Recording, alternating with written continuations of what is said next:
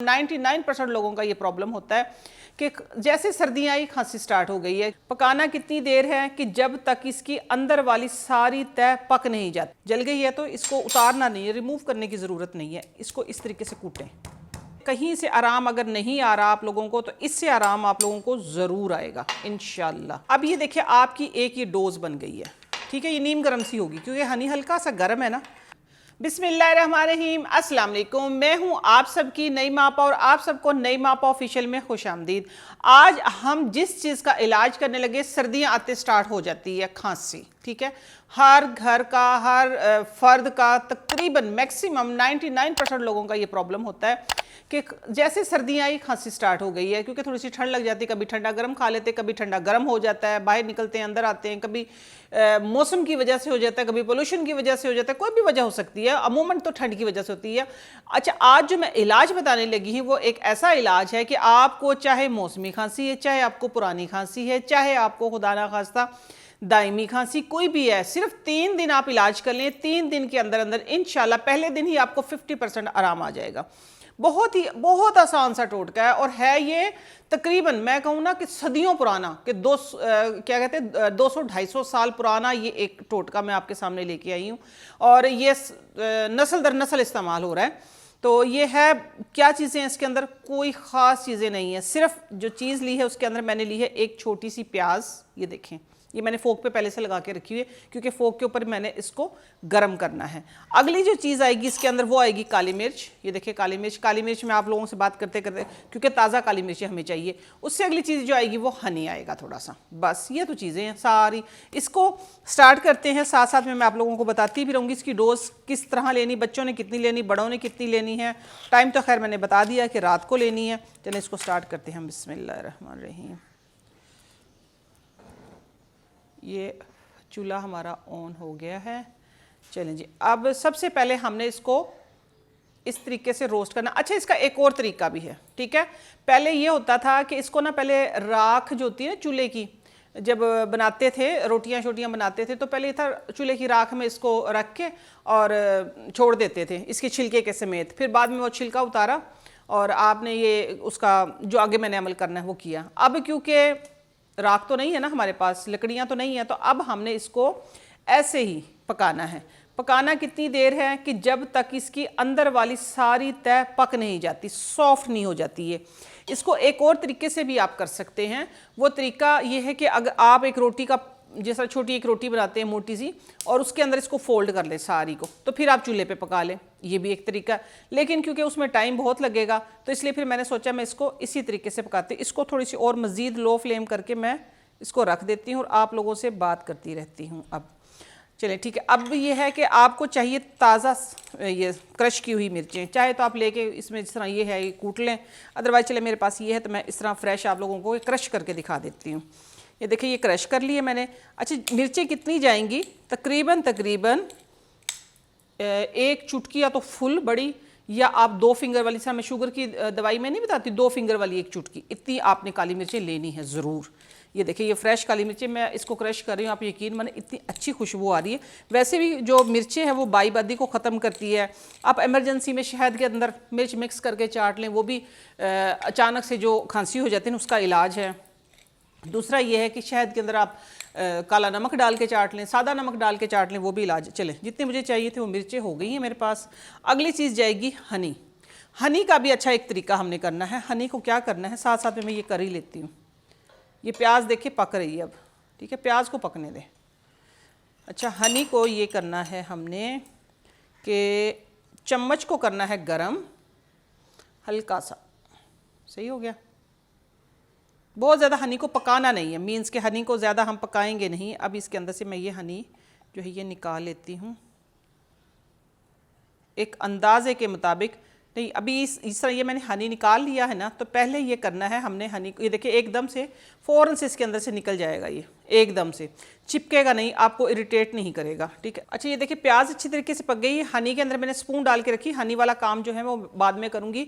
आप यकीन माने जब इसको आप पहले दिन ही करेंगे ना, दुआएं मुझे ज़रूर मिलने वाली हैं इंशाल्लाह। दुआओं में मुझे ज़रूर याद रखेंगे। ये इतना कामयाब मुजर्रब इलाज, देखिए इसमें कोई चीज़ ऐसी नहीं है कि जो आपको बाहर से लानी पड़े। एमरजेंसी की डोज़ है, एमरजेंसी में क्या करें, एमरजेंसी के लिए मैंने बता दिया है कि आप ये कर सकते हैं। प्याज का पानी, प्याज का एक्चुअली हमने पानी निकालना है। किस ये देखिए पूरी प्याज ऊपर से जो है ये जल गई है, क्योंकि हमने वीडियो जो है दरमियान में वो बंद की थी क्योंकि लंबी हो जाती है फिर वीडियो। तो ये अच्छे तरीके से इसकी लेयर, हाँ अगर आप आटे में डाल के करेंगे ना तो ये फिर सॉफ्ट हो जाएगी, जिस तरह राख में दबाने से हो जाती थी।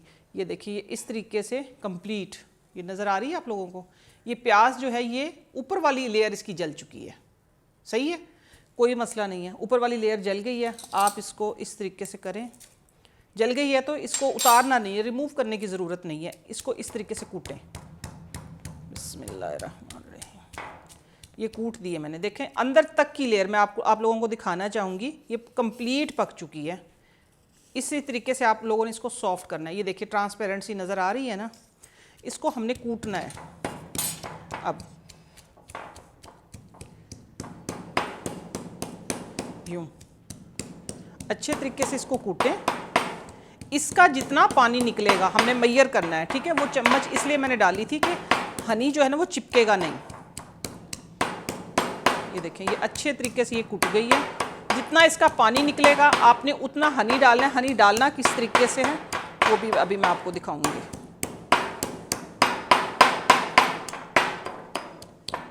चलें, मैं इसमें ना अपना हाथ इस्तेमाल करूंगी क्योंकि हाथ के साथ सही स्क्वीज़ होगा। ये देखें ये सही वाली इसकी चटनी सी बन गई है। आप लोग ज़रा इसको और बारीक कर लीजिएगा। चलें, ये स्ट्रेनर रखा मैंने इसके अंदर। स्ट्रेनर के साथ ये सारी जितनी भी ये प्याज है ये देखिए कुट गई है, ये इसके अंदर डाल दिया आपने। ये मैं आपको बता रही हूँ सदियों पुराना टोटका है खांसी का। ये जहाँ से कहीं से आराम अगर नहीं आ रहा आप लोगों को तो इससे आराम आप लोगों को ज़रूर आएगा इंशाल्लाह। चले कोई नहीं, अब थोड़ी सी नीम गर्म सी तो मैं इसको हाथ लगा लेती हूँ इस तरीके से। अब आप देखें ये पानी निकल रहा है, प्याज का ओरिजिनल पानी, ठीक है। जो हमने सॉफ्ट की है ना प्याज, सॉफ्ट करने से जो इसके अंदर, ये देखिए हाथ के ऊपर भी इसको मैं गिराऊंगी इधर, ये प्याज का पानी निकला है, ठीक है। अभी हमने इसको मैयर करना है। अगला जो काम है इसको मैयर करने का है। ये देखें, चलें जी, ठीक है। और इसको मज़ीद कूटेंगे तो थोड़ा सा पानी और भी निकल आएगा, ठीक है। अब इसको हम मैयर करेंगे किस तरीके से, ये निकाल दूँ, ठीक है। ये देखें ये बड़ी चम्मच है तो इसके अंदर अंदर सिर्फ ये आ गया है, ठीक हो गया। ये सिर्फ इसके अंदर पानी आया है। इतना सा ही हमने क्या करना है, अब इतना सा ही हमने लेना है हनी। हनी हम इसमें लेंगे, चम्मच को हमने सिर्फ गर्म करना है, ठीक हो गया। सिर्फ चम्मच को गर्म करना, हनी आपका इतना गर्म हो। ये इधर रख लेती हूँ। ये देखिए इतना सा ही हनी, जितना हमारे पास। अभी अगर डायरेक्ट मैं इसको फ्लेम पे करूँगी तो हनी जल जाएगा। तो मैंने करना क्या है, ये गर्म हो गई है, इसके अंदर मैंने हनी डाल के गर्म करना है। हनी को हमने पकाना नहीं है, ठीक है। टोटके को हमेशा आपने टोटके के तरीके से इस्तेमाल करना है। बस ये स्पून गर्म हो गई, इसी के अंदर देखिए थोड़ा सा मेल्ट हो गया। ये मेल्ट हो गया, जितनी वो थी आपने उतना ही डालना, इससे ज़्यादा नहीं डालना। बस ये गर्म हो गया, अब आपने ये इतना सा डाल दिया बस, क्योंकि इतनी हमारी रिक्वायरमेंट थी। खैर इसको इस तरह रख देते। अब ये देखिए आपकी एक ये डोज़ बन गई है, ठीक है। ये नीम गर्म सी होगी क्योंकि हनी हल्का सा गर्म है ना। तो अब अगली जो स्टेज है वो ये है कि आपने, जिस तरह मैं आपको बता रही थी ना कि आप लोगों ने इतनी सी काली मिर्च किस तरह, या तो ये एक फिंगर वाली बड़ी चुटकी या 2 फिंगर वाली छोटी चुटकी, ये आपने इतनी भर के, ये नहीं डालनी, ये एक्सेस, इसको दूर कर दें। ये ले जी, देखिए क्योंकि करने में थोड़ा सा लंबा लगा है, काम छोटा सा ही है। ये देखिए ये आपकी खांसी का एमरजेंसी जिसको हम बोलते हैं ना, एमरजेंसी जिसको बोलते हैं, एमरजेंसी डोज बन गई है। पुरानी से पुरानी खांसी, बुखार के बाद की खांसी, या आपको कोई मौसमी खांसी, या आपके फेफड़ों में बलगम जम गया है, आप उससे परेशान हैं, या आप कहें कि आप जब बात करने लगते हैं तो एकदम से जो खांसी आती है, खांसी किसी भी किस्म की, ये आपकी खांसी का कंप्लीट एक सिरप बन गया है। मैंने मेन स्ट्रीम मीडिया पे एक शो किया था, उनकी जो होस्ट थी ना, होस्ट को खांसी हुई थी, ठीक है, तो उसको मैंने इमरजेंसी सिरप मैंने बनाई है, ठीक है, अल्हम्दुलिल्लाह मैं तो ठीक हूँ ना। उनको खांसी आ रही थी, मैंने उनको पिलाया ये उसी जगह पे। होस्ट जो थी वो फ़िज़ा ली थी, ठीक है, तो इंस्टेंट उनको रिलीफ मिला।